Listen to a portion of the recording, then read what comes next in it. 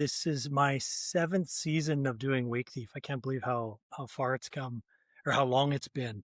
Over my shoulder is the kind of OG beta foil, the one that was launched in 2023.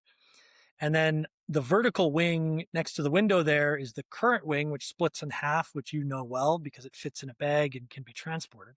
My wife actually got me my first foil for a Father's Day gift. We thought the objective was to see how high in the air you could go. So I kept getting longer and longer masts. And we were trying to see if we could get 4 feet, a meter and a half above the water.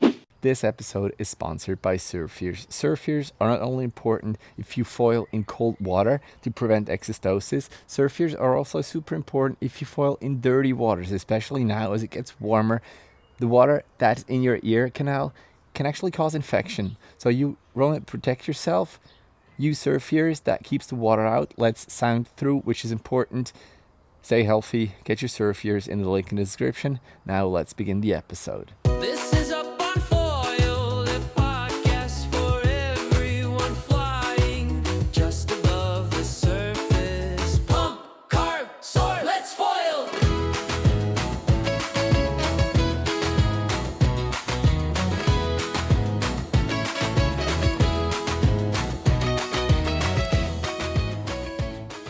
This episode is also sponsored by Foilsessions, but more on that later. Welcome to episode number 94 of Up on Foil, the podcast where we talk all about foiling. And let me introduce us real quick. I'm Matt. I'm an average foiler, I would say. And with me is the legend, like really the OG, Devon Mans, the Wakethief. And I'm super excited. We're going to talk about like your origins, how you showed people that it's actually possible. We're going to talk about free foiling and your collaboration with Beta Foils, and of course, like the new Wakethief foil and scooter that will make pump foiling affordable and accessible to a lot of people. Thank you so much, Devon, for coming on the show. Is there anything you want to add right away? Just thank you for the service you do to bring our community together. I love your podcast, and you've been doing it for probably a year now, maybe a year and a half, or has it been longer than that? Yeah, it's like a year and a half, I think. Yeah. It's been a while, and you've been on like my list from the very beginning, but I thought that I would need to start to get a little better before I can ask you to come on. And now I don't think that's true at all. I don't think that's true at all. I think I delayed coming on, and I appreciate you being so kind. Well, it makes a lot of sense because you've been super busy, and maybe we can just start with that, because in the background I see two of these boards that just came out like a couple of weeks ago, and it's super excited. How did you come up with that? Like, was it your idea to make something new? Was Indiana approaching you? How did that work? It's funny, this whole journey, this is my seventh season of doing Wakethief. I can't believe how far it's come or how long it's been. But it sort of began, I sort of think of it in three stages. So stage one was, wow, there's this thing called a foil and someone can self-propel it. I got to get my hands on some of these and figure it out. And then once I had done that for a while, I entered stage two, which was this obsession with trying to go as far as I could. And we'll talk about the beta foil and Todd and that journey, I hope. And then once that was done, I'm sort of in stage three now, which was, this sport is expensive. It's hard to get into.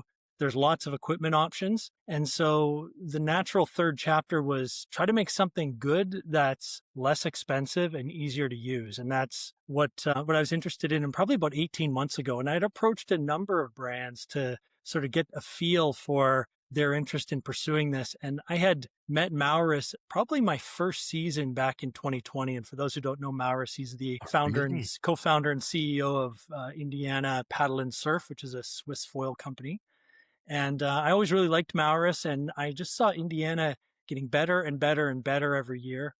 And he was excited about it. He was probably the most excited about it. So it was very logical to do it with him. And it's been such a joy working with him and that team. So it's been a really long time. Was it always the idea to bring like a whole set together, or do you first start with a board and then the foil, or do you say, no, I want a package so people just have to click once and get something good? Yeah. It's funny, as I'm an engineer by training, and one of the things that always frustrated me was when engineers go and learn something, and then they don't take that final step and tell everyone, let me shortcut the process of all the learning I did and tell you what you should get. And so for me, it was adamant that there'd be no options, that this was our responsibility to have done the learning necessary to pick the right components, put them together. If we didn't have the right components, go design it, because this sport is so complicated. I bet within a brand you can put together 100,000 unique foils just from the mass, the stabilizer, the few. So it's extremely overwhelming, and I found it overwhelming as a customer, and that was one of the sort of advents of Wakethief, wanting to go and try everything. So from the beginning, I wanted no options. It was going to be, okay, take everything you learned, put it together in a package. But where I was naive and maybe a little bit arrogant, maybe a lot arrogant, is I thought what the sport was missing was an inexpensive but good pump foil. And I don't think the sport was really missing that. I think the sport was looking for something a lot easier than just a little bit easier. And last summer it was one of these special days I'll never forget. My son was down at the dock, probably his like 20th day, just trying to learn how to dock start, injuring himself, getting beat up, kind of losing interest. And then I pulled out a handle. I'd seen them before. They'd existed for some time, but I got my hands on one, put on the handle, and then that changed everything. And next thing you know, boats driving by, people were stopping, coming, trying it out. And it was in that moment that I sort of saw the future, and I was like, this thing is going to need a handle. And so it didn't begin that way, but it ended that way. It makes a lot of sense. Handles have been around quite a while, though. Speaking especially about Benji's foil scoot, when Benji was doing it, did you look at it differently? What got me into this sport was, I think, being too old to skateboard. So I'm 45. When I was 40, I was like, I'm gonna get back into my skateboarding roots from my teenage years. And I was like, this is just a little too extreme. Like going downstairs at 40 years old, I was like, this can't be for me. But I live on a lake, and a few people had sent me videos of people on hydrofoils, and I was like, okay, that's more in line with what I'm looking for right now. So I was like a purist street skateboarder type in my teenage years. And so it sort of felt like I was coming full circle. So it's very different than being on a scooter. Like, I don't even know if I'd ever ridden a scooter before. And so I didn't really have any interest in it. I really loved what I was doing, but that was where the arrogance was. Like, I kind of wanted to build something that I loved, but the world didn't need another foil that I loved. They needed something really different. And so I think I had first seen the scooter foil. Like, I know Stritzy, the Swiss brand, had come up with a scooter foil, and I had seen that a long time ago. And a friend of mine had purchased it and used it and wasn't really convinced it was the right thing, and so sent it to me to try. This episode is sponsored by Foilsession. It's the app that lets you track all your foiling sports. And in June, you're able to win an Apple Watch. Go download the app, use one of the 5 free sessions, and share your track on Instagram. Tag Foilsessions App, and with a little bit of luck, you get to win a new Apple Watch. Good luck. It was great. It was exactly what my son needed. I'm still not very good at it personally. Like, I think I can probably do about 20 or 30 seconds, but like anything you already do that you love, like, I don't really know if I have a lot of interest in going and trying a different way of doing it at this point. It's without a doubt what my son loves. I'm very unlikely to get him to drop the handle. But I'm hopeful that he will at some point, just because I think the handle will be limiting if he ever wants to go to the ocean and ride waves or doesn't have a toe up. But we'll see. I think one of the cool things with the handle is that we don't know what it's going to bring. Like, I know in your video, your son is using it. I'm friends with Jonas Hiller. He's been, firing me WhatsApps about he built his one, son using it. And my son on the weekend figured out how to jump it, and even told me, he goes, I wish I had a bigger wing. And I'm sitting here thinking, like, bigger wing? Like, everyone in our sport, no, you're never hearing someone say, I want a bigger wing. But I think with the control authority of that handle to be able to maneuver a wing so large, it's sort of letting really little people ride really big wings, which is something that we just haven't seen in our sport. Yeah, that's absolutely true. How old is your son, Devon? He's 12. He's 12. So my son is 11 and a half. So it's probably quite similar. And yeah, he rides the same front wings as I do.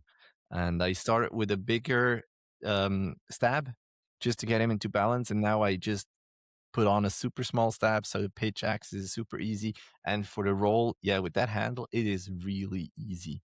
and he likes it as well. He though wants to get into regular, let's call it, palm foiling, and he wants to earn the hat like the old school way. And maybe we're gonna get into the hat later. Has your son never tried to go without the handle now that he rides with the handle? Correct. Yeah, he was going without the handle before. We could tow him up behind a jet ski. He had never gotten more than a few pumps off the dock, but now with the handle, I think it'd be very hard to get him to drop the handle. Though I'm quite interested in that as the next journey for him, because I don't know if people who get used to the scooter, love the scooter, will drop the handle. Like I think I'm not really sure how that progression is going to go, and it might not. Maybe someone who loves riding a scooter is never going to drop the handle. But I'm kind of interested to see how that goes and what we can learn and share from that process. Because I think if other people are interested in it, it'll be useful to have some coaching tips to. Actually, that's what like the idea of my son and me is. He already started to when he's pumping on the scooter, he has his feet parallel, and now he started to stand a little more like on a skateboard and just holds the handle in the middle and just tries to let go for a couple of pumps, but he's not super stable yet, so he goes back to the handle. And I think there again, it is so cool that you don't have to do your I don't know how many starts to just feel the glide a little bit, but you can already like make your laps and then just do a little like pump foil style and then go back while still riding. I think that's such a great tool. Yeah. Well, for those that are maybe new to this sport, and there's a lot of us on this Doc Start forum on Facebook. It's a Facebook group, I should say, not a forum. The Doc Start Facebook group. There's 18,000 people there, and many of them have learned this sport and earned their hats, and we'll talk about that in a moment. But there's some people who have done 5,000 attempts and over many years before earning it. And I think for me, that was the real breakthrough moment. Like I've seen 4 people in under 2 hours earn their hats, and I had never imagined that being possible. I think so. It's really an order of magnitude easier than this sport has been. And I think one of the things I wanted to ask you is what you'd recommend now. You probably have more experience on this with your son than I do. What you'd recommend as sort of good learning tips for people who might want to learn with a scooter. Well, I would actually go the same way probably. No, honestly, I would just go for a running start with the scooter always, if possible. Because you can already feel how it should be if you can just run next or alongside the dock and don't have any poles or anything. That's super comfortable. And then at the end of the dock, you just step on the scooter. I think that's the best way. I learned the same way with pump foiling, but now I see that the drop start might be easier for some people that are not that flexible. But with the scooter, it's a no issue. It's really, I would highly recommend the running start. And as I said, with a long tail, with a big stab, you just have this ability to glide and you can pump a lot with the handle. It's a little different. And as you said, like changing now from regular pump foiling to the scooter is actually difficult. I remember the first few times I went with Benji's foil scoot and I didn't manage because I like held onto the handlebar and just like completely froze up there. So you really need to be smooth on top and just push that handlebar forward and not like hold on to it. That's like my learning. What do you think? I think that's right. I think another one is to never let go of the handlebars. I think that was one. I think I made the mistake of going onto the Doc Start Facebook group and asking folks this question. And I also said, send me your injuries, because I'd like to show people videos or pictures of what can happen if you're not safe. And I didn't have the stomach for it. But this sport, I think, because many of the people that got into it were sort of used to more extreme sports, and getting injured was no big deal. But now that we're turning kids loose doing this, I want to sort of take a different tact with this. But one of the things that seems obvious is I don't know if you can come in contact with the foil if you never let go of the handles. And so I kind of like this idea of going fast off the dock, never letting go of the handle. And I think you're just going to fall into the water one way or another. And I have a feeling we can avoid most injuries hitting the dock hitting the foil. If you go fast, get away from the dock and don't let go of the handle. So I think that's sort of the next video I want to make about this, as we start to turn these things loose in the hands of many people trying it for the first time. Yeah, 100%. Not letting go of the handle is like the main thing. And as we said, because I want to really touch on these boards, on the setup, really, that also kids can pump big stuff, like big wings, and there is just one wing, right? One front wing that you buy. You don't have a choice between, I don't know how many sizes, how many aspect ratios. Can you tell the world about like what the setup is? Sure. It's funny, when I got my first foil set up about 10 years ago, the wings were really tiny. You can see that blue one up top there. That was Wow. my first foil, bought it off Amazon. And it was, you had to go really fast. You had to get towed up behind a boat. It would constantly lose lift. And then I saw a video of someone, what we now call pumping a foil. At the time, I had no idea what it was. And I couldn't believe it, that this was even possible to do. And I have a feeling that a lot of people that were doing it didn't really even know it was possible until they tried it. Like, it wasn't an intentional thing. And that sort of sparked the beginning of what became my YouTube channel, because I would get one of these foils and then I'd be like, all right, is this better than the last one? And the engineer in me was kind of curious, like, well, is it better to have a long mast? Is it better to have a short mast? Is it better to have a big wing? Is it better to have a small wing? And it seemed like many of the manufacturers had sort of stumbled into this pump foil thing because there was never a need for a wing that big. And as it turned out, the bigger wings were better at pumping. And so I ended up with a basement full of big wings from all these different brands that were sort of their albatrosses, the things that they like, that were just odd in their own portfolios. And then from there sort of went through them all. And what I concluded after I was done is that if you didn't have a thick wing has a lot of drag. So you want a thinner wing. The problem with the thin wings is they don't have as much lift. So there's sort of like a sweet spot there between that. But if you could be thin enough, there was almost nothing too big for me. It seemed like every brand, and I worked with anyone willing to develop a product that was a little bit bigger. Every brand I said, well, let's try bigger. Let's try bigger. And bigger always seemed to be better. And so when I embarked on this project, I was sort of like, okay, we got to go a little bit bigger, because if you're a beginner, you're not looking for speed yet. You're looking to just get going. And there's something I've always found beautiful about like going very slow, but not falling out of the sky. Being able to slow down because you screwed up a pump, you glide down in speed, but you can go and save it. And bigger foils are much more forgiving at that. And so when I embarked on this, I was like, hey, we got to go a little bit bigger than what people find conventional. And so this is on the bigger end of that. But it's also, another thing I learned is that even as people went smaller and it got lighter and lighter and lighter, rarely would I get the complaint that they thought it was too big. Big seemed to be associated with easy. And so it was only until you got quite good at this were you looking for smaller and faster wings. And as you know, if you're learning to dock start, there's a big difference between having to run up to your dock start and generate the ground speed to turn it into foil speed to generate lift than it is to just throw it off the dock and jump onto it. So that was sort of the idea behind this, what led to this larger front wing. And it was really great. I got to work with Jan Putz. I hadn't met Jan before this project, but he does a lot of work with Indiana on foil design. And he's done a really nice job with the dolphin wings from Indiana and the condor wings before that, where he's done a really great job of getting fairly small area foils to feel, in terms of low speed lift, like larger area foils. And he also has done a really nice job of making these larger wings handle better. So I feel like this project benefited a lot from his knowledge of how to do those things. And we could end up with a nice big foil that was easy to start off the dock, but still had enough speed to chase down a passing wake, and still had enough versatility and maneuverability to carve a little bit on that wake. And so that was sort of the driving force behind that wing design, and sort of the competing factors that we were trying to balance. As for me, pump foiling or foiling per se is not really about numbers, but it's about the feel.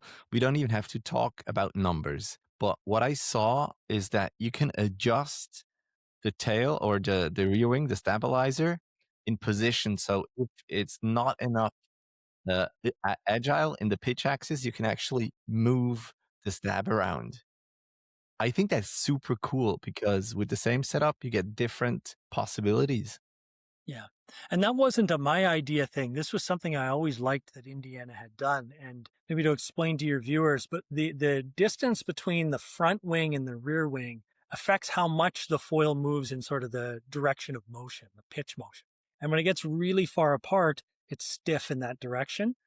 And it's a preference thing. Like beginners, you don't want to get on something that feels like you're walking on ice. You want some stability. So having the ability to put those two wings further apart gives you that stiffness, that stability. But when you get really good or you want to start carving more, it's nice to shorten that up a little bit.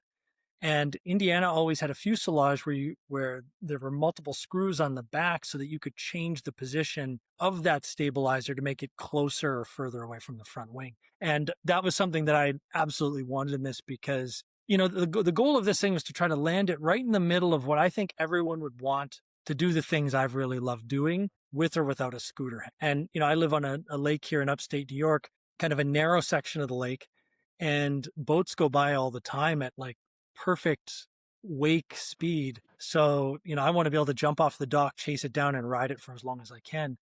And that still isn't getting old. And this is exactly the product I want to do it with. That is so cool. When you started to contact these brands and then eventually Marvelous Indiana said, yeah, let's do it. Were you able to like being like in a restaurant and order what you wanted? Or was that like more of a discussion? No, I have a tremendous amount of respect and trust for what Maurus kind of let us do together here. There was it was great because Indiana has been in this game for so long now. They have a tremendous amount of knowledge around what works, what doesn't work, so they could kind of push back on any ideas I had along the way and did that. But yeah, we had a full menu. I think from the beginning, the idea was let's make this as inexpensive as we can and as good as we can for beginners and have them be able to enjoy it for as long as they can after they get it. And so like kind of within that framework, we set off and started making all these choices. The idea was to try to leverage all the good things Indiana's already done, right? I've always really enjoyed the thick mast that they had, the aluminum mast. People would say, well, why do you like a thick mast? Well, at the speeds we're going, the drag is not that significant from the mast. And the size of the wing is so much bigger than the mast. This is one of the things I've come to learn now, ocean surfing. When you're surfing in the ocean at really high speeds, the mast is a large portion of the underwater area. But when you're pump foiling with a massive front wing, the mast doesn't really contribute too much. And so everyone's going to smaller cord in the mast, thinner masts. And yes, I'm sure it's reducing drag, but it introduces a flexibility in the foil that I find really off-putting and hard for beginners to manage. And so that has been, so the idea that we could use this same mast that they had, I've been using it for years. I tested it, bent tested, it's great. So there was an opportunity to use a lot of the great stuff Indiana had already done and really just around the edges focus on a few things that we wanted to do. So I wouldn't call this a totally brand new, innovative way of doing things. It was really being very selective around product decisions to put together the right components, some of them new, to be able to make a great beginner product. And you said just before it needed to be affordable. Do you know the price? Yeah, on the web shop, on the US web shop, it is $15.99 for a complete foil package in US dollars, and it's $17.99 for the scooter package. Right. And then that's like a beginner setup. You probably, if you want to go like more affordable, to not say cheap, you probably also like need to cut corners here and there. You said like the aluminum mast, you said it's stiff, it's good. I also like it because you don't damage it as quickly as you do carbon masts.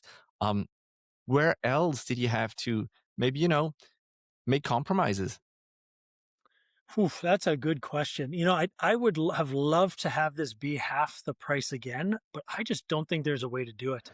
The problem that we have in this industry is that you take someone who's 100 kilos and you put them on the top of something where they have to stand on a stilt and then underwater maneuver this really big wing. So, the wing has to be carbon as far as I know. With wingspans that large, you're going to break something if it's not carbon.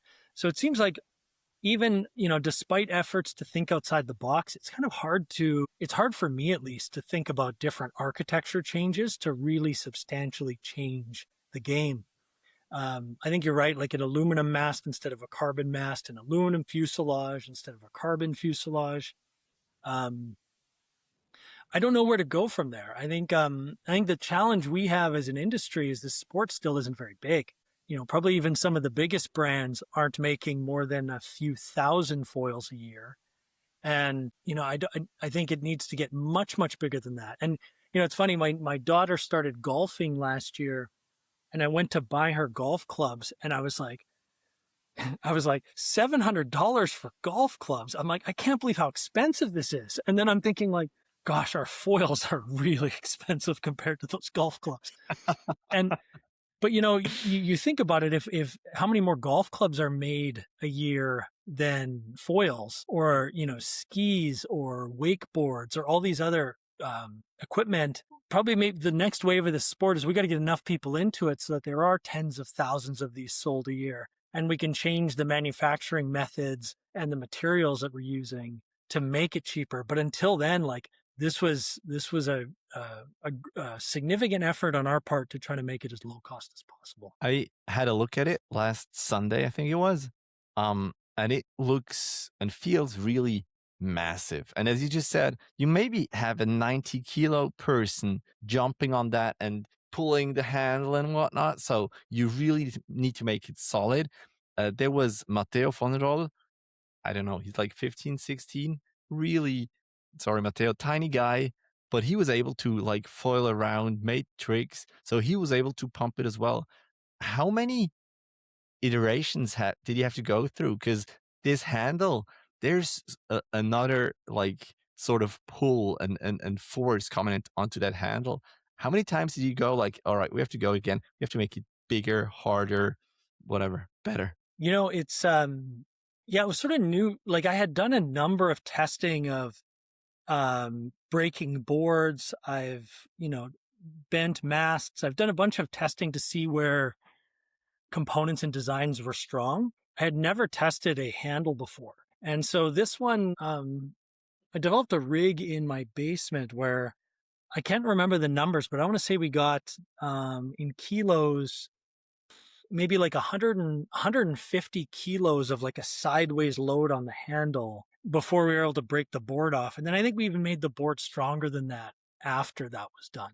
But you don't know until you try. And like one of the lessons I sort of learned in this industry, probably in 2020, was I had gotten a slingshot dwarfcraft, a tiny board, and I wanted a tiny board to put on a foil because it would feel like a skateboard.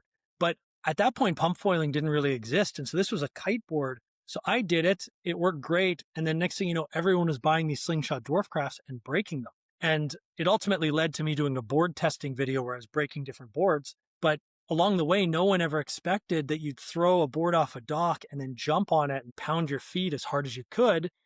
And so without stringers in the board, you were breaking the board right in front of the foil track.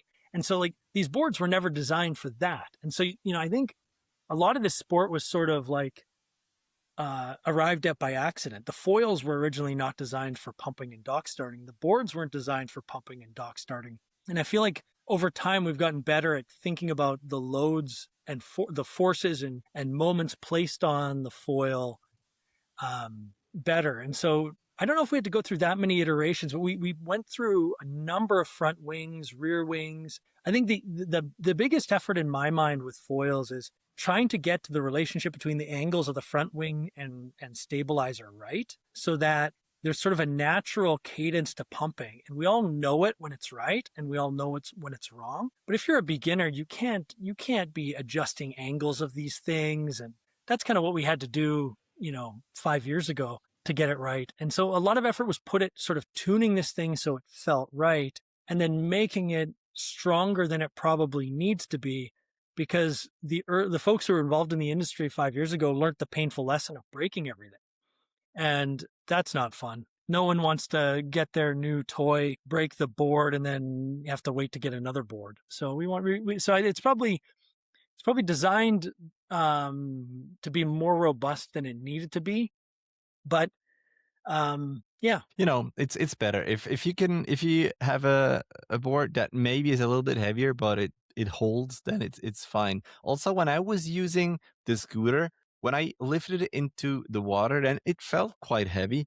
But as soon as it was in the water and I was on there pumping, the weight was not an issue again because you just go with it. It felt super comfortable, really. So maybe for transporting it, it's a little heavy, but for foiling, it's not a problem. Speaking of transport, there's a backpack as well, right? Yeah. One of the things Indiana had done from the very beginning, which was to sell boards with backpacks. And I thought that was a really smart thing. And, at the time it was sort of uniquely Swiss. So like, I always say the Switzerland is like the pump foiling capital of America.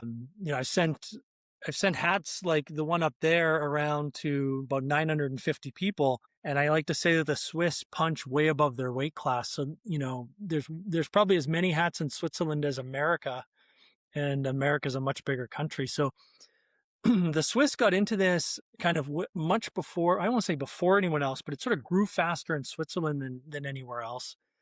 And it became, I'd see videos all the time of everyone in Switzerland on bikes or train stations walking around with foils in their backpack. I thought that was a great idea.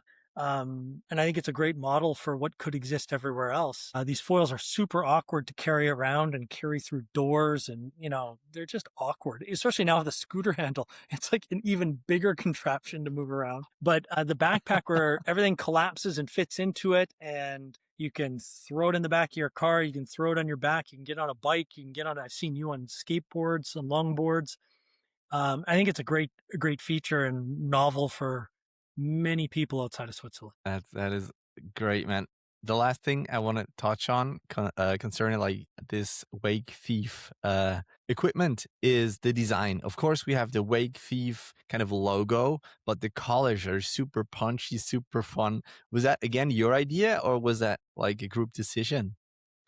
I don't have a great eye for things. I was a child born in the 80s. I was a child of the 90s. I kind of loved the neon colors and sort of the throwback to that generation. So I've always liked kind of pink and blue.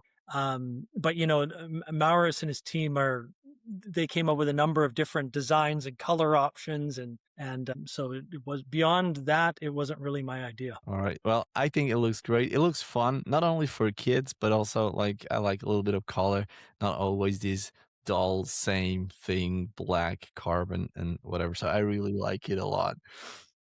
Maybe we can like take a step back, and you've talked about it before, but I want to really get into it. And first of all, I want to thank you because if it weren't have been for you, I would have never imagined that it's possible to pump foil. When I saw it, if I would see your video today for the first time, I would 100% think it's AI, would not believe it's possible.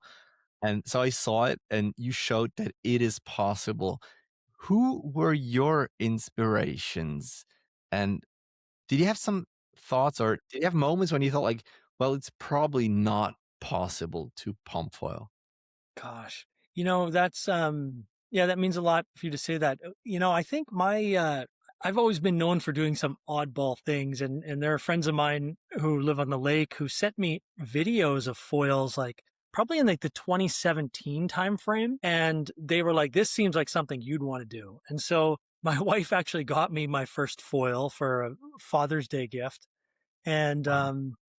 we thought the objective was to see how high in the air you could go. So I kept getting longer and longer masts. And we were trying to see if we could get like, 4 feet, a meter and a half above the water. And some of those early kiting masts were pretty long, like 120 centimeters. And so like we thought that was the point, was to see how high in the air you could fly. And then, social media sort of was taking off at that time in this sport.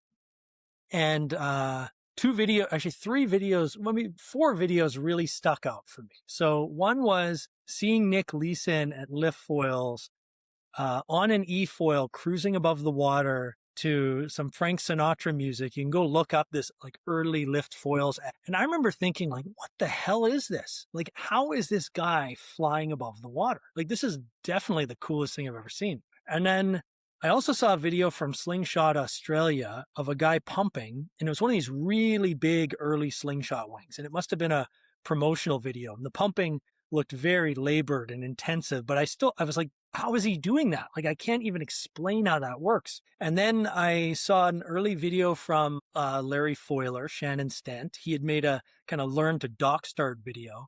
And I was like, gosh, like this is a thing. Like so I didn't invent anything. I was just seeing what was happening, and then got really interested in finding the perfect equipment for it because, so that sort of, and then Evan Netch was the fourth video. So I saw, and this apparently was at a hotel in Puerto Rico where a bunch of his buddies were holding a foil in the pool, and he was jumping onto the foil and trying to land on it and take off. And he's pumping around this pool, going underneath these bridges and all sorts of things. And I'm thinking like, this is really cool. So that was sort of what inspired me to sort of go down the path.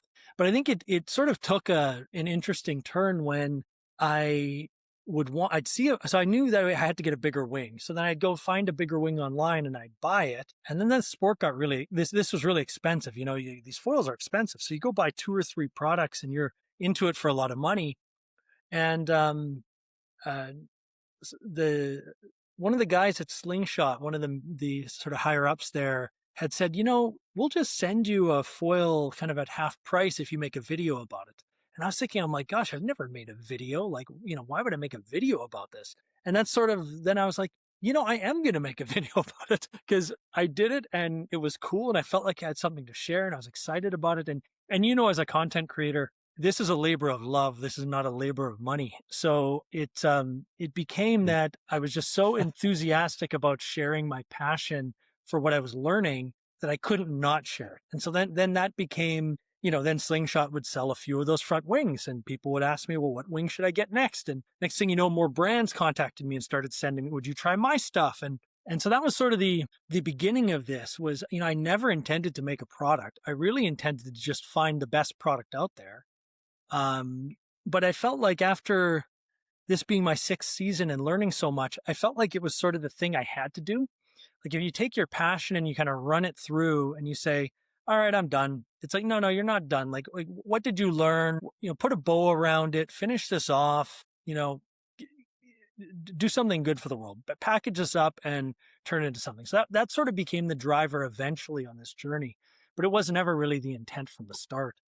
But I'm sure we'll talk about it in a bit, but like this foil next to me here sort of captured my heart on this journey as well, because one of the things I came to realize in this industry is very few of the people designing foils were what I would call like deep aerospace experts, really understood the physics behind this at a level that, I was an engineer. So when you work with a lot of engineers, you realize the range among them, right? There's some that are extremely brilliant and are deep in the industry and you can barely understand what they're saying. And when you encounter those people, you grab onto them. And that was sort of Todd Reichert, when the inventor of this thing over here. And when he had seen one of my videos and reached out, that really grabbed me because his pursuit was, I see you online doing this for 2.5 minutes. And if you can do it for 2.5 minutes on that thing, I'm pretty sure I can make you something that will go much, much further. And so that sort of was phase 2 of my journey. So the inspiration began with, hey, this is cool moving around on this thing above water. It's cool stealing wakes of passing boats. But eventually you're like, okay, I'm doing these 1-minute laps around my dock, these 2-minute laps. They completely drain me. Where do you go from here? And that's when sort of Todd entered my life and was like, I want to build something really special. And so, having a front row seat to that since meeting him has been absolutely interesting. We're going to talk about the beta foil, about free foiling and Todd in a minute. I just want to go back and talk about 2 things. One is your name, the Wakethief. You just say stealing waves. Was that a term before? Did you invent that name? Because for me, it's always been there, but I've been foiling for what now, 3.5, 4 years, maybe? I don't think I invented the name. I've seen people have been calling it that. They probably called it that before me. Like, obviously I didn't invent the term. But it was such an obvious name, right? I was like, this is exactly what I want to do. This is what inspires me. to want to pursue these foils and find the best one. And I think what also did it was I ended up, I live on a lake, but I never got a boat. I just got a jet ski. And the jet ski produces these super tiny wakes. And so I was like, well, surfing is as cool as can be, but I can't surf behind my jet ski. And so it became really useful foils for surfing behind the jet ski.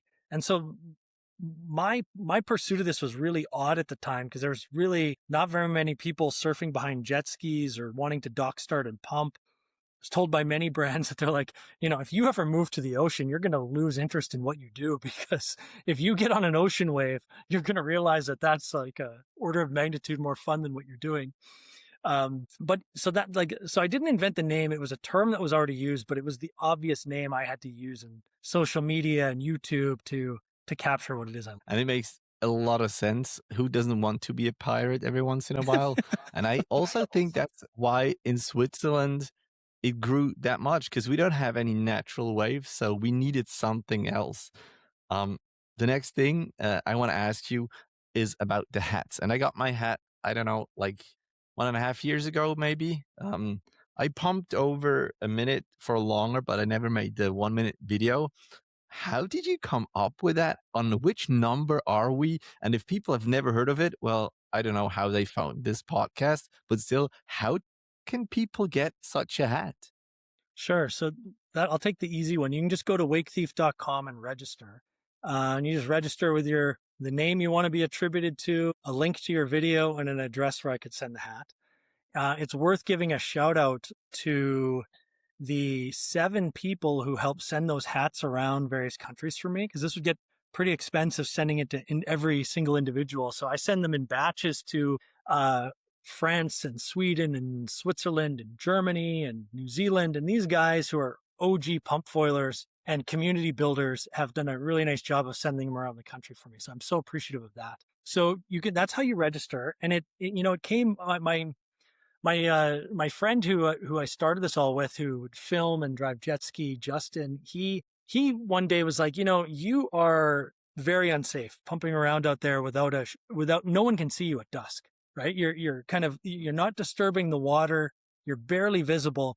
He's like, you need a big bright hat. And we had all these goofy hats that we'd wear. And so we were like, okay, let's find like the goofiest hat we can get that's neon in color, and I'll start wearing that. And then we were realizing that there was such a badge of honor among people who learned this sport. And it was such a small community of people who put the time and effort in, because anyone who's learned this sport knows that you spend more time swimming than you do foiling for the first 20, 30 hours. And so it became such a badge of honor that I was like, this is a really neat thing. We can take this concept of like a neon hat and just give it away. And I remember early on, my buddy was like, yeah, this is a great contest you should do. And I was thinking we should do 30 seconds. And he was like, no, like do a minute. And I was like, a minute is hard. Like at that time, the foils, doing a minute was really quite tough. And so we stuck with the minute. In the first, if I were being honest, when we launched this in 2021, I thought we were going to have 500 hats in the first year. Like, the problem when you're too close to something you love is you think everyone loves it as much as you do. And few people loved it as much as we did. And so probably we only did 100 maybe in the first year, but I thought we were going to do 500 or 1,000. We're up over 950. I just sent one out today. And it's taken, I guess, 5 years to get to 950 hats. But it's something that, we've had folks as young as 9 and as old as 72. Nothing warms my heart more than getting a video of someone who's tried for hundreds of hours and they're proudly submitting the video. All their friends are cheering. It's like the most heartwarming thing for me. So it's been super nice. And we're still a small niche sport. So it's cool to wear this hat that says Power Pumper on the back, and everyone will ask you like, what's with your ugly hat? So it gives you a chance to talk about this oddball sport that you want to talk about and no one else wants to. So that's sort of the origin of it. And it was just really a chance to shine the spotlight on people who did something really hard. And in life, there's nothing better than accomplishing something really hard. And there's something beautiful about learning this sport, because you're outside in the sun with the water in your face, exhausting yourself. and that's about as good as it can get for your health. And so there's just so many things that are great about this, and I feel like the hat has done a really nice job of bringing the community together in different pockets around. 100%. And thank you so much for that. Now, you just said like accomplishing something hard is a great feeling, but now the foils are getting better. And now let's talk scooter because it's getting even easier. Is that like something you think like, well, that's going to be difficult to explain like the older pumpers? Or are you all for like, yes, let's get everyone a hat as soon as possible? It's so fun. On which side are you? And have you had complaints, maybe even?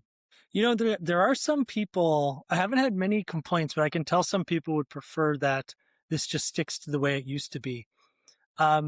One of the things that I have liked about other communities that I've been a part of is when they're open and they bring people in, and that sort of fuels the acceleration of that. I feel like our sport being so expensive to get into that it pretty much became a older guy's sport. It's like, yeah, you got to have $3,000 or $4,000. Like, I wouldn't have spent $3,000 or $4,000 on something like this in my 20s. So it's really for someone that has that kind of money. And then it's like, well, now you need a lot of time too. It's going to take you 10, 20 hours if you're an amazing athlete and you used to ride unicycles and you can figure out all sorts of complex balance sports. But it might actually take you like 50 or 100 or 200 hours to learn this. So like we've self-selected out so many people.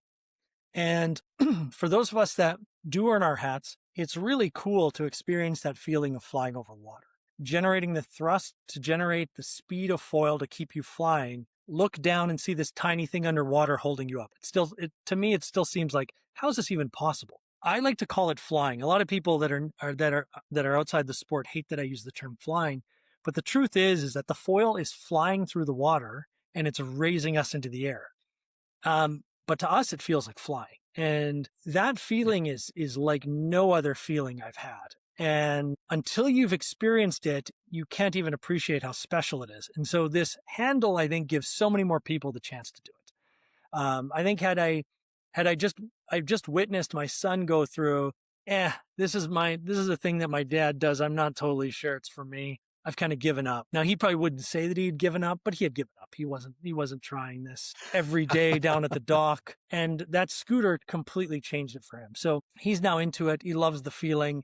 We were just out over the weekend and he's like, this is by far my favorite water sport. Like, he's like, this is so cool. So I think giving the people the chance to do that has become kind of an important step of where I'm at the Wakethief journey. Before there was almost something cool about being able to do something hard and go pump out to the middle of the lake and ride a wake and make it home. And there was almost some pride in the exclusivity of it. But I realized that there really just aren't a lot of people who can do it. And even if we make it cheaper, it still takes a lot of time. And so, until we crack the nut on how to make it easier, and from my early videos, we tried some harebrained ideas. We had bungee cords that were stretched out, cranked up with a drill to tighten it, and lifted off the handle to pull you off the dock, something that held the board at the end of the dock so you could run and jump onto it. And we tried all these sorts of things to make it easier, but none of these were really making it that much easier.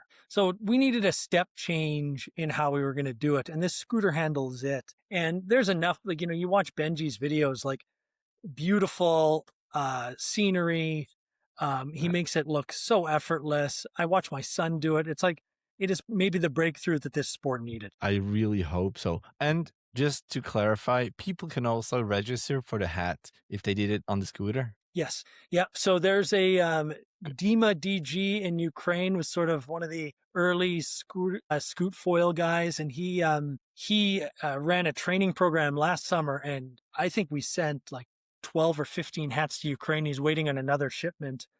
So like there's been people who've earned it from scooter all along. It was so rare before, but, I think we're going to start to see a lot more of that. And I hope that it took 6 years to get that first 1,000 people to experience that feeling of flying. I hope it doesn't take 6 more to do the next 1,000, that the scooter can help accelerate. Is the number 1,000 going to be special, like a special little hat with a bell or flower or whatever? Or is this going to be the next hat? That's probably a great idea. I'll definitely have to honor the 1,000th person somehow. But I haven't thought that through. Well, you still have a little bit of time, but yes, it's probably like getting fast towards 1,000 now with that setup that you have. Let's talk about the other setup that you have on the other side, and maybe I can share my experience first because Todd reached out and asked if I wanted to try it, and I'm always up for anything new. Like probably due to my ADHS, I really need some weird new things all the time. Now, yes, and I had some trouble getting used to it. Not only for pumping it, but I didn't really understand the concept of free foiling until not long ago. I was at the Free Foil Summit in Austria, and like now I really understand it. And maybe you can share your story, how it started. You just started to explain a little bit before, and how it is going so far. Yeah, I'd be happy to. Yeah, yeah, it's so neat. You never know what's going to call to you, right? But I'm a little bit like you. I sort of am always looking for something to go out and do that's new and different and so on. So, in Todd ended up reaching out to me, I want to say in 2021. So, Wakethief was still very new as a YouTube channel. And he had seen some videos of me pumping a foil for 2.5 minutes, and he was convinced that he could do much more. And if you don't know anything about Todd, and I know you do, but maybe the viewers, I know, and I saw the interview you did with him a few months back. He's a really exceptional individual. Had set a number of world records in human powered flight.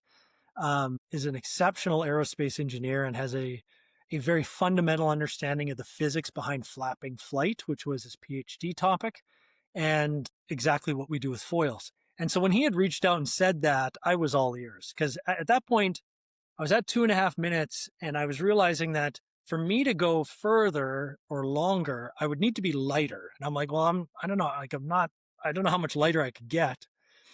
And I would need to get a lot fitter. But at the end of the day, I was still going to be doing laps around my dock. And Todd's vision for this was something that he called free foiling, which was this idea of go anywhere.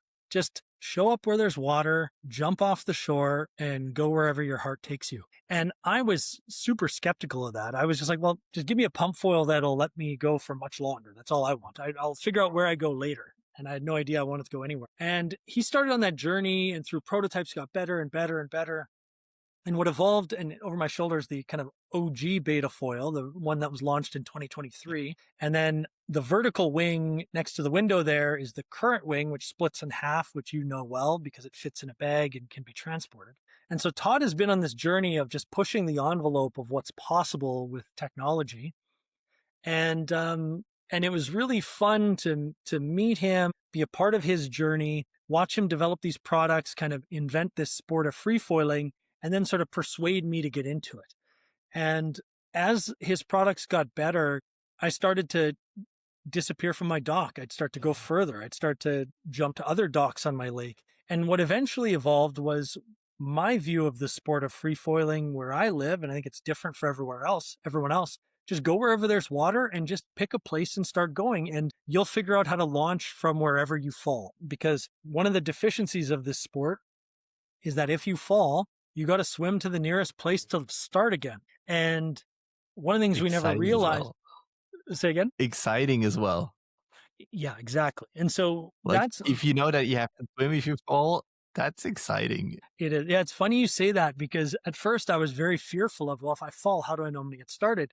But then I realized that it harkened back to my early skateboarding days where I was like, if you need to do a certain trick in this space, you might try it 20, 30, 40 times. When you get it the 40th time, it's so joyous that you forget about the first 39 because you did it. And free foiling had that experience for me where I would end up on a shore and I'm like, okay, where do I go? Well, I'll try this. Oh, that didn't work. I'll try this. That didn't work. You do that 20, 30 times. And eventually you're like, okay, I know I can start from something like that. This is how I'm going to start. And so, some tricks along the way, like instead of beach starts where you run this thing with your hands and jump up and land on your feet, one of the things I do is I fly to my hands and I jump up to my knees and then get up from my knees. And it turns out as you do more and more knee starts, that motion of going from your knees to your feet becomes second nature, and you start just doing that. And so So free foiling evolved to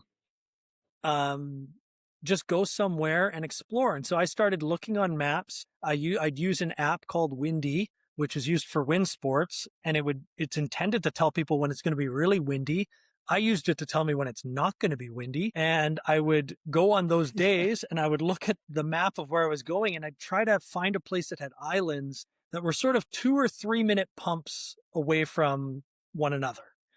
And I'd chart out a course and I'd do it and come back. And it was amazing. The experience of finally not needing a driver and a spotter and being able to leave your dock really opened my eyes up. But it's been something that's evolving and it's not easy to do, right? I think it takes time, and you got to, just like learning to dock, start, and pump for a minute, you got to try and fail a whole bunch. And you need a community of people around you who can support and help you on that journey. And yeah, it's exciting. What Todd is building is great. And I would have loved to have gone to Austria for the summit. I'll have to make it next year. I couldn't this year. But why don't you tell us about it? How was your experience? It was really cool because usually when I'm here, I don't use the betta foil that much. Here in Switzerland, like our lakes are full of docks, so that's why I didn't get free foiling at first. Because why would I need to free foil if I can dock start like every 100, 200 meters basically? And then I really understood what he wanted. Also, after the interview I did with him, podcast linked somewhere up here or in the show notes. So it was not just making bigger loops, but going out there. And I was at Lake Sempach, which is like a small little lake, and I had Nicolaiten coming around. I thought, oh, I need to just see if I can still pump the betta foil. And it was so easy. Like, you have so much time when getting up. And also, like, I fell because I foiled into a fishing rod. So I had to beach start first time. Like, as you said, going on the knees and standing up, you have so much time. So really that fear was away, which was super helpful then for the Free Foil Summit. I was there Friday, Saturday, and Sunday. And on Friday, we were at this tiny lake. It was perfect because there were so many rocks and it went down steep into the water.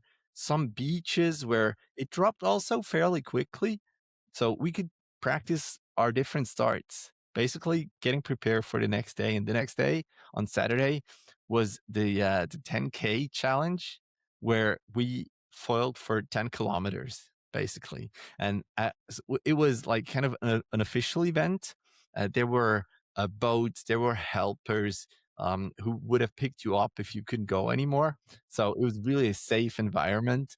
And it was also super fun because, I don't know, we were like, I'd say around 30 foilers doing either the 5K or the 10K run. And it's not a race. And that's what I really liked about it. It was just going out with the group, like going for a hike, but fun. And that was really cool. And also, as we did a lot of breaks, there was a lot of chatting. Sometimes people went for a little spin and then came back.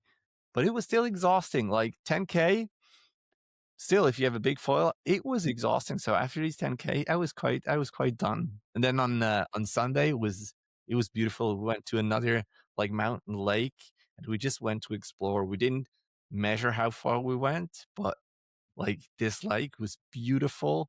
The water was so clear, it made it actually difficult to foil because you never knew how high up you were on the mast.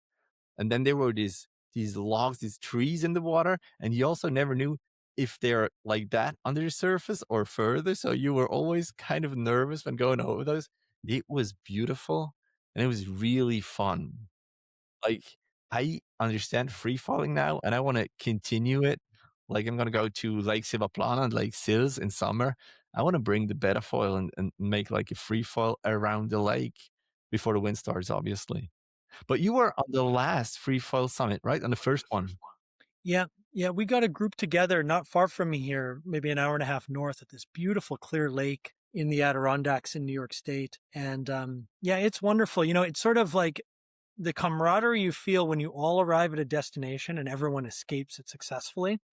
It's like, it's pretty fun. You kind of move as a community around the lake. I think one of the things that this whole sport has taught me is the human body's ability to do absolutely anything. And what seems impossible in this sport is possible. You just got to put in the time. And I would have never imagined that being able to start from this rock or that rock or, would be that you could go for 10 kilometers. None of this seems possible. And I think around the time you and I met, I remember one of the things that the journey where I was on in the journey is I had gotten the beta foil and was trying to go longer and longer and longer. And I remember you saying that you had done triathlons and you had done an Ironman before. And I found that really fascinating because when you're just doing 2 or 3 minute sprints around the dock, you're largely a sprint athlete. But as soon as you start doing these 10-kilometer trips, it's like 2 hours, 3 hours of being out in the water, most of it not foiling, but you do spend a lot of time foiling nonetheless. It's a completely different type of activity. And I had never done any endurance sports. So it was just something that was very hard for me to learn. And I think like anything, when you start learning it in your 40s, it's a lot harder than if you learned it in your 20s. And so I'd be interested in your take on that, because I find after a 10K, I'm drained. Like I almost have to take 2 days off after, like I had just done something very physically challenging. What's your view on that as someone who was a former current triathlete? No, former. I stopped when I started foiling. Like I sold everything and I just went full focus on foiling.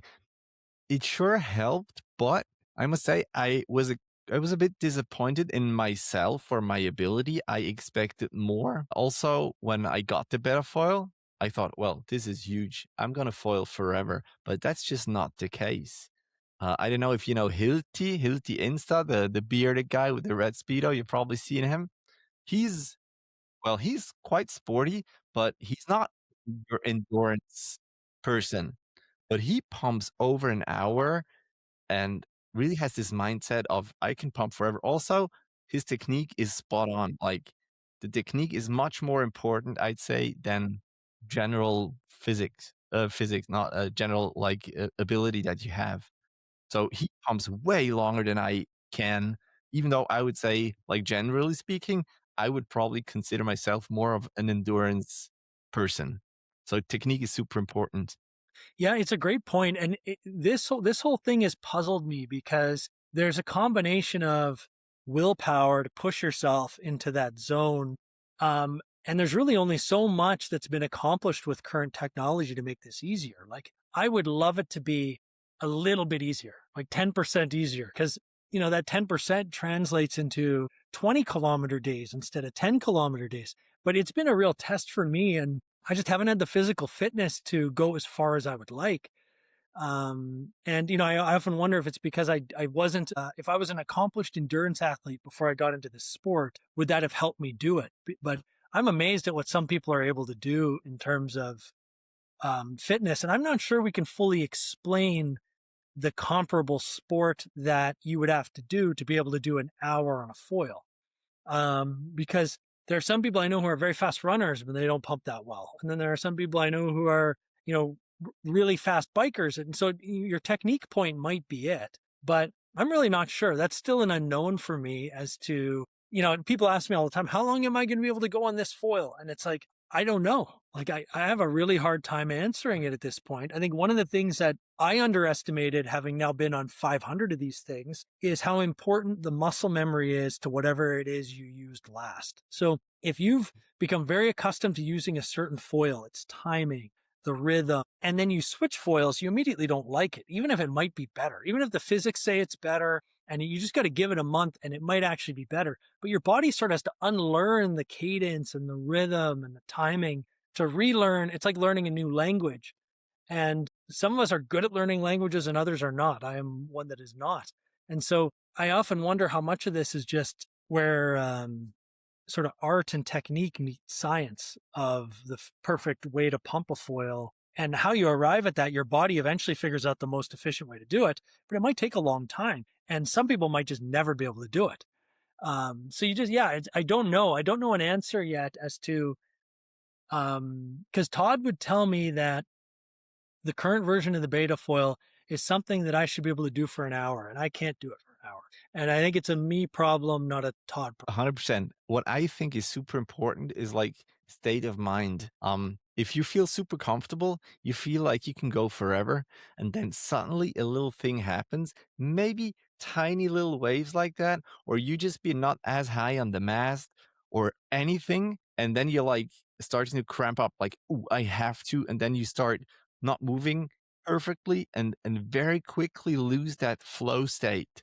And for me, I think that's my biggest problem because sometimes I feel like, yeah, I can go forever, and then something happens and I'm done very quickly. Has that happened to you as well? Absolutely. Yeah, it's amazing. And I was never really, I was never an endurance athlete, so I didn't never wore heart rate monitors, and I do it now all the time, and you can see it in your heart rate data. If you're pumping a foil and you hit a stick, or you all of a sudden see a weed wrapped around your foil, or you're too low and the board hits, you can see your heart rate data shoot up and then it come back Yeah. down, but it doesn't quite come back down as low as it was before. So it's like it's consuming some of the battery you have. But yeah, I've And thought the also, same. I think also if you see your heart rate rising, it rises even more because like you get nervous. Oh, my heart rate is rising, and you get even more nervous because of that.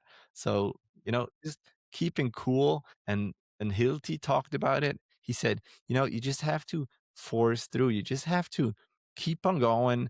If you're not in the water, you can still pump. If you're back at the dock or where you started, you didn't go far enough. You could have gone further because you didn't fall. So like finding that limit, it might be something as well. What Todd also said, and I think that's really cool. And I think by the time this podcast is online, he has it online as well. Like your thing with the hat, with the 1 minute challenge, that's such an like epic thing, and everyone knows it. And he wants to do like a 10K challenge, like the way you did it with the 1 minute. So whoever is able to pump for 10Ks in a session, not in one go, obviously, will also going to be able to receive something like a badge of honor. And he worked with two different apps, Foil Motion and Foilsessions. So if you record your session and you foiled over 10 kilometers, you get this badge, and then you can register with him as well. The link is going to be in the show notes as well. So I think that's really cool. Is that something that you want to do as well, like getting that 10K badge, or do you have it already? Yeah, absolutely. That is exactly what I want to do. So I think I've done 20K in a day is my most, but 10 to 12, it's sort of a good number because 10 to 12 takes me about 2 to 3 hours. I don't want to bring water with me. I can go without water for 2 or 3 hours. It's sort of like at my current technique and fitness level, it's sort of like great, 10 to 12 kilometers. So I think that's perfect. And I think it makes a lot of sense because a little bit like learning the dock start and pump for a minute is hard. Getting someone the nudge to go try free foiling is hard. And so like you need to sort of start the challenge so someone can share it and once they do it and then become an expert to explain to everyone else. And so I certainly hope that on the Doc Start Facebook group, people start sharing their 10K challenge accomplishments and can start becoming coaches to all the people that, share their footage. Because right now, if you show up on the Doc Start Facebook group, you'll see a video of someone saying, what am I doing wrong? And there's 20 people that'll coach them and help them. Like, try this, try this, try this. So I think it'll have the same effect of That's nudging really cool. people to try something they haven't yet done that is really fun and rewarding once you get back. And so for me, the thing that I'm most looking forward to this summer is looking on my Windy app, finding that calm day at the spot I want to go, drive my car, get out, set up the foil, hide the bag in the trees, off I go, disappear, come back 2 hours later, hopefully, and get- you know, and and then have that feeling of like I got a great workout in nature, out in the sun, breathing fresh air. Doesn't get better than All right. Speaking of windy, and we're way in over an hour already. You said you look for no wind days. Are you do any of the wind foiling sports as well? I do not. I've tried it a couple times. The lake I live on is really calm, and so there isn't even a day where there's enough wind to wing. Um, maybe there is one or two. I've tried on other lakes. I think being the sort of purist skateboarder that I as a teenager that I loved is didn't want something in my hands. Like I really liked this idea of controlling with my body, and I liked the idea of dock starting and starting from land.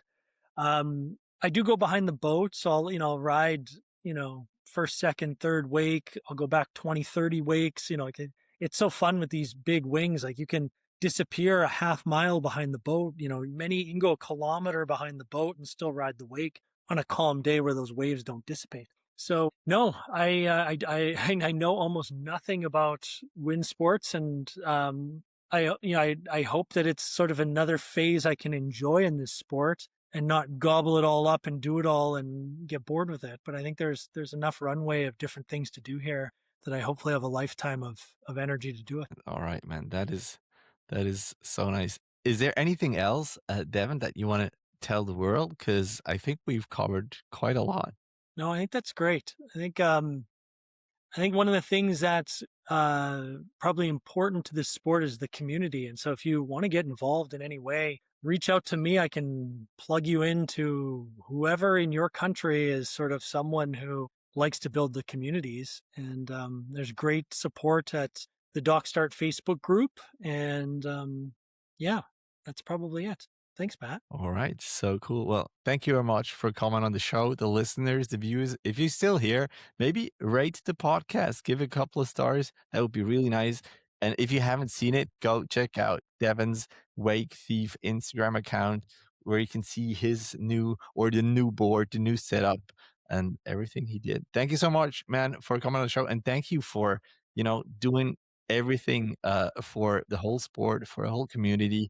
I'm so grateful that you showed us what is possible and that you came here. And I really hope to see you on the water sometime, man. Thanks, Matt. Thanks so much.